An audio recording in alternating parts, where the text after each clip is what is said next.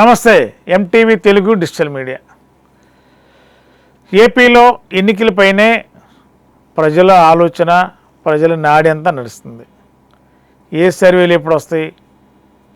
సర్వేలు ఆల్రెడీ ఇప్పటికే ఏపీ అంతా కూడా సర్వేలు ఎన్నికల కమిషన్ నిబంధనల మేరకు సర్వేలు అధికారికంగా ఇవ్వకపోయినా కొన్ని సంస్థలు సర్వే సంస్థలు ఆల్రెడీ సోషల్ మీడియా ద్వారా ట్రోల్ చేపిస్తున్నారు. ఇప్పటికే ఏ ఏజెన్సీలు ఎక్కడెక్కడ సర్వే చేశారు, ఎంత పర్సంటేజ్, ఏ పార్టీకి ఎన్ని సీట్లు వస్తాయి. మరి అదే రీతిలో చాలా సర్వేలైన సంస్థలు కూడా వైఎస్ఆర్సీపీకి అనుకూలంగానే వచ్చినాయి. అదేవిధంగా కొన్ని సంస్థలు టీడీపీకి అనుకూలంగా వచ్చాయి. అదేవిధంగా చంద్రబాబు గారికి టీడీపీకి రాబిన్ శర్మ ఎవరైతే స్ట్రాటజిస్ట్ ఉన్నారో ఆయన టీం అంతా రాష్ట్రం అంతా పర్యటించారు. గత టీడీపీ 5 సంవత్సరాల నుంచి వాళ్ళతో పాటు ప్రయాణం చేశారు. ఎక్కడెక్కడ ఎలా చేయాలి, చంద్రబాబు గారు ఎక్కడెక్కడ ఎలా మాట్లాడాలి, ఇవన్నీ టోటల్గా రకరకాల ఈక్వేషన్స్తో వాళ్ళు డైరెక్ట్ చేశారు. కాకపోతే మనకు అందిన సమాచారం ఏంటంటే చంద్రబాబు గారికి మరి రాబిన్ శర్మ అండ్ టీం ఏమైతే వీళ్ళు స్టేటస్ మొత్తం వీళ్ళంతా స్టాటిస్టిక్స్ తీసుకుంటూ స్టేట్ అంతా కూడా ఎక్కడెక్కడ ఏం చేయబోతున్నారు, ఎలా ఏ సీటు గెలవబోతున్నారు, గెలవాలంటే ఏం చేయాలి, ఇవన్నీ చేసిన సందర్భంలో మరి అలాంటి చంద్రబాబు గారి పక్కన వర్క్ చేసిన రాబిన్ శర్మ కూడా ప్రస్తుతం ఏపీలో జరిగిన పోలింగ్ సరళపైన కొంత నిరాశకు గురైనట్టు మనకున్న సమాచారం. టీడీపీ వర్గాల్లోనే చాలా అతి దగ్గరగా ఉన్న నాకున్న సమాచారం మేరకు కొంత తీవ్రంగానే నష్టం జరిగింది కూటమికి అన్నట్టుగానే భావిస్తున్నారని సమాచారం. మరి అలాంటి పరిస్థితి వస్తే ఖచ్చితంగా ఏపీలో కూటమి అధికారం రాకపోవడం ఖాయమనేది స్పష్టంగా రాబిన్ శర్మ లాంటి వ్యక్తి డౌట్ వ్యక్తం చేస్తే అది నిజమయ్యే అవకాశం లేకపోలేదు. ఎందుకు ఇదంతా చెప్తున్నామంటే మరి రాబిన్ శర్మ అంటే మరి ఆ టీడీపీకి ఆయన ఒక స్టాటిస్టిక్స్గా ఉన్నారు. మొత్తం ఆయన ఏపీ అంతా ఆయనే చూశాడు. అన్ని జిల్లాలు టీములు పెట్టారు, ఎక్కడికైనా సర్వేలు చేశారు, పార్టీ ఎక్కడ ఏం చేయాలో అవన్నీ చేయించారు. అసలు మామూలుగా టీడీపీ ఎక్కడ ఎలా ఎలక్షన్ ఎలా చేయాలో టీడీపీకి ఉన్న పోల్ మేనేజ్మెంట్ ఏ పార్టీ కూడా చేయలేదు, అది వాస్తవం. అది అయినా సరే రాబిన్ శర్మ లాంటి టీం ఎంటర్ అయిన తర్వాత కూడా బాగానే చేసామని చెప్పి సంతృప్తి చెందిన ప్రజల్లో మార్పు వచ్చిన తర్వాత ఎవరెంత చేసినా అవకాశాలు ఏమి ఉండవు అనేది అందరూ తెలిసిన విషయం. కానీ ప్రజల్లో రకరకాల మార్పులు వచ్చాయి. ఓ పక్క జగన్మోహన్ రెడ్డి గారు ఆయన సంక్షేమ పథకాలు, అదేవిధంగా మేనిఫెస్టో, మరి కొన్ని మేనిఫెస్టో కొన్ని పెంచుకుంటూ వెళ్ళారు. మరి టీడీపీ కూడా సూపర్ 6 అని పెట్టారు, ఉచిత బస్సు ప్రయాణం అన్నారు, 3 గ్యాస్ బండ్లు అన్నారు.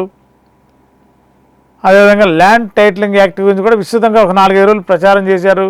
అది ఏ మేరకు అందిందంటే పట్టణాల్లో అక్కడక్కడ కాస్త కోస్తో పొలాలు ఉన్నవాళ్ళు, చదువుకున్న వాళ్ళు మాత్రం ఆలోచించగలిగారు తప్ప గ్రామీణ ప్రాంతాల్లో ల్యాండ్ టైటిలింగ్ యాక్ట్ మీద దృష్టి పెట్టిన సందర్భం లేదు, ఎవరు కూడా అంత అవగాహన లేదు.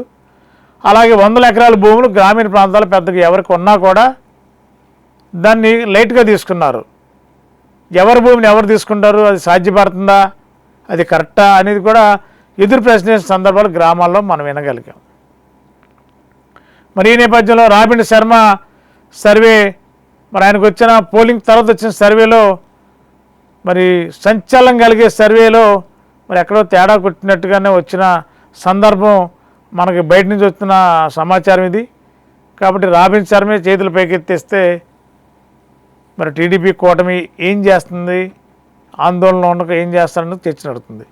మరి చంద్రబాబు గారు కూడా ఈ క్షణం వరకు లోకేష్ గారు కానీ చంద్రబాబు నాయుడు గారికి కానీ పోలింగ్ అయిన తర్వాత ఈ రోజు వరకు నోరు మెదపలేదు, మౌనం వ్రతంలో ఉన్నారు.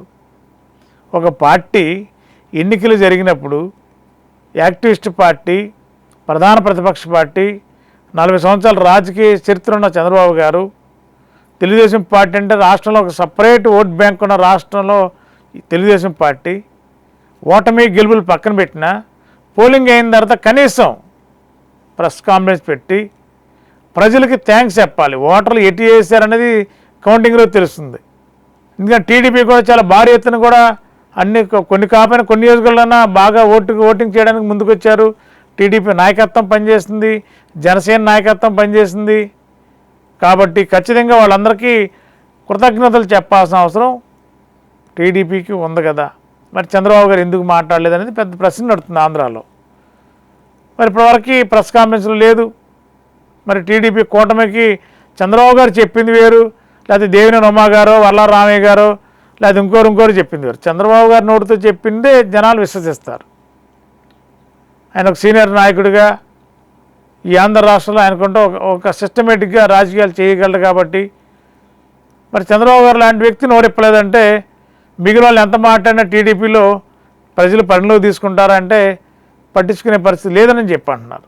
దీన్ని బట్టి రాబిన్ శర్మ గారు మరి ఆయన కూడా పెద్దగా ఆసక్తిగా లేడు, సీట్లు కూడా అంతా వచ్చే అవకాశాలు తక్కువగా ఉన్నట్టు మరి ఆయనకున్న సర్వేలో తేలిన సమాచారం మేరకు చంద్రబాబు గారు నోరు మెదకపోవడం ఇవన్నీ చూస్తే అందరికీ అనుమానాలు వస్తున్నాయి. కూటమి అధికారం రావడం సాధ్యపడే అవకాశం కాదని చెప్పి మరి ఇవన్నీ చూస్తే అర్థమవుతుంది. మరి ఒకవేళ చంద్రబాబు గారు వ్యూహాత్మకంగానే మౌనంగా ఉన్నారా? 2019లో ప్రెస్ కాన్ఫరెన్స్ పెట్టి ఇబ్బంది పడి నష్టపోయాం కాబట్టి మళ్ళా రాంగ్ స్టెప్ వేయకూడదని కౌంటింగ్ రోజు రిజల్ట్స్ చూసిన తర్వాత ఇప్పటిదే అన్నీ కలిపి ఒకేసారి మాట్లాడదన్న మౌనవ్రతంలో ఉన్నారా? కాబట్టి ప్రజల తీర్పు కొంచెం కన్ఫ్యూజన్గా ఉందా, లేదంటే ఎందుకు ఇంత మౌనం వహించారు చంద్రబాబు గారు? లేకపోతే ఈపాటికే టీడీపీలో ప్రధానంగా ఉన్న మెయిన్ నాయకులందరూ కూడా ఈపాటికే రకరకాల ప్రెస్ కాన్ఫరెన్స్ పెట్టి ఓదరగొట్టి సవాలు విసిరేవారు. మరి ఎక్కడ కనపట్ల, మౌనమే ఉన్నారు. మౌనం దేనికి అనేది పెద్ద చర్చ నడుతుంది. ఈ నేపథ్యంలోనే ఓటమి అంచుల్లో ఉందా అనేది రాబిన్ శర్మ అనుచరగణతో అన్నారని ఒక విశ్వసనీయ వర్గాల సమాచారం. మరి అలాంటి పరిస్థితి ఉంటే ఏపీలో వైఎస్ జగన్మోహన్ రెడ్డి గారు ఐపాక్ టీం సమక్షంలో చెప్పిన 150 పైబడి సీట్ల కంటే వైఎస్ఆర్సీపీతో గెలిపని మాత్రం ప్రూవ్ చేసుకోవచ్చా? మరి ఏం జరుగుతుందనేది జూన్ 4 వరకు ఎవరు ఎన్ని చెప్పినా ఇవన్నీ ఊహాగానాలు. ఇలా జరుగుతుంది, లేకపోతే ఇలా జరగడం లేదు, ఇలా జరిగే అవకాశం ఉందని మాత్రమే మేము చెప్పినా ఎవరు చెప్పినా ఇదే చెప్పగలరు. పర్ఫెక్ట్గా జూన్ 4ని మాత్రమే మనకు కరెక్ట్గా ఈవీఎంలు ఓపెన్ చేస్తే కానీ ఏ రాజకీయ పార్టీ జాతకం ఏంటో క్లియర్గా తెలిసే అవకాశం ఉంది. చూద్దాం మరి అప్పటి వరకు ఏం జరుగుతుందో.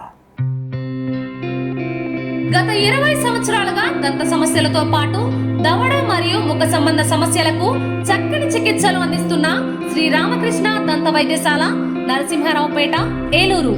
ఎమర్జెన్సీస్ లో వాడే ఆక్సిజన్ కాన్సంట్రేటర్లతో పాటు air purifier, UV light steriliser, ULV fogger వంటి పరికరాల ద్వారా పరిశుభ్రమైన వాతావరణంలో చికిత్స అందించబడుచున్నది. ఆర్వీజీ ద్వారా అతి తక్కువ రేడియేషన్ ఉపయోగించి దంత వ్యాధి నిర్ధారణ మరియు రూట్ కెనాల్ వైద్యం చేయబడుచున్నది. డెంటల్ లేజర్ ద్వారా కుట్లు లేకుండా సర్జరీలు, ఇంప్లాంట్స్ కిట్స్ ద్వారా పళ్ళు లేని వారికి ఫిక్స్డ్ దంతాలు, రూట్ కెనాల్ చికిత్సలకు ఎండో మోటార్ వంటి ఆధునిక పరికరాలు కలిగిన నమ్మకమైన డెంటల్ క్లినిక్. అత్యంత ప్రామాణికమైన ఆటోక్లావింగ్ పద్ధతిలో శుభ్రపరిచిన ఇన్స్ట్రుమెంట్స్ వాడడం మా ప్రత్యేకత.